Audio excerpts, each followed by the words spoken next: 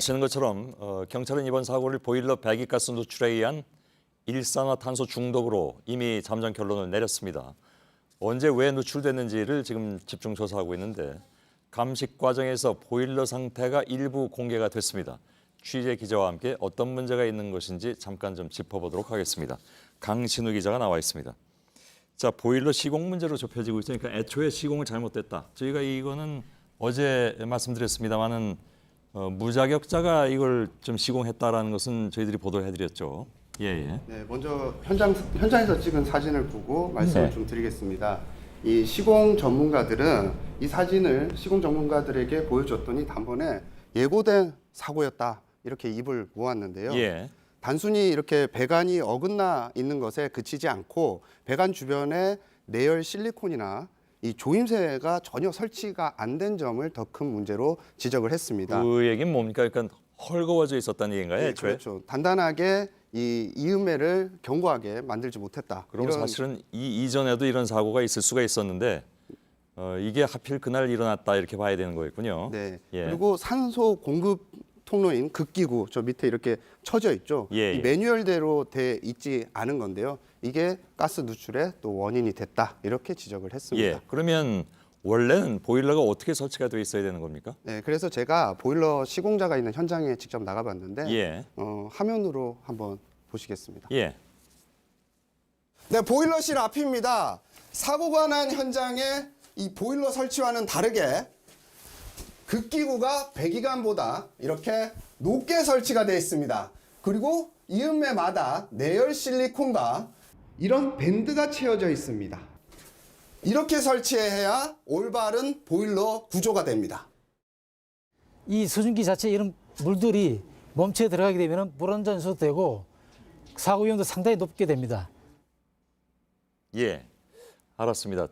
지금 방금 저 강신우 기자가 현장에서 취재한 조 내용은 아마 시청자 여러분들께서도 이렇게 보일러를 설치하고 계신 곳에서는 상당히 좀 참고로 삼을 만한 것 같습니다.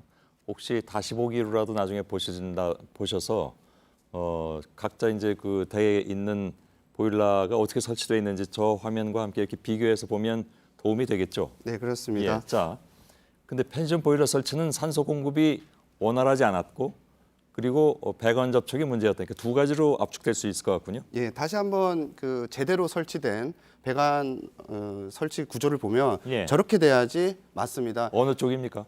세 개 전부 다 예. 올바르게 설치된 거고요. 예. 아까 사고 현장에서 보셨던 그 사진과는 확연히 다른 걸 비교해 보실 수 있는데요. 예. 특히 겨울에 제대로 이 시공이 안 돼 있는 보일러에서는 그 연소가 제대로 불완전 연소가 발생할 수가 예. 있습니다. 왜냐하면 물이나 그 결로가 발생할 수 있기 때문입니다. 예. 그렇게 되면 보일러 내부가 기체가 팽창하게 됩니다. 이렇게 되면 그 배기관을 상당히 압박을 하게 됩니다. 예. 그런데 이번 사고가 난 그 가스 보일러에서는 이음매마저 제대로 설치가 돼 있지 않다 보니 예. 이 가스가 누출된 것으로 보입니다.